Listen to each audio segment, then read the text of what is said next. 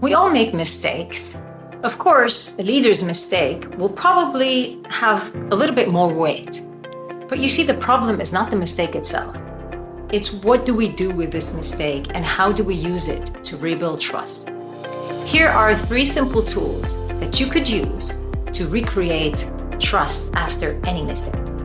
1, own it. So admit that you made a mistake. Don't give excuses. Don't blame others or the situation.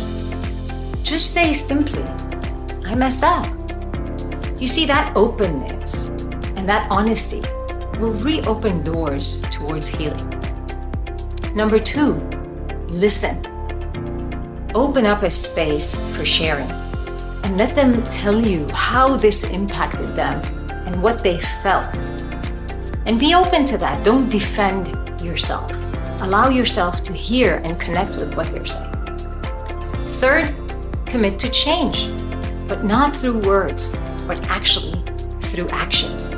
So take action, even if it's small baby steps. When you continuously do that, that will allow people to see that you're serious about this change. You see, it takes time to rebuild trust, but it's doable. And with small baby steps that are genuine and from the heart, you will see that people will come closer and closer to you, and you will be able to regain that trust.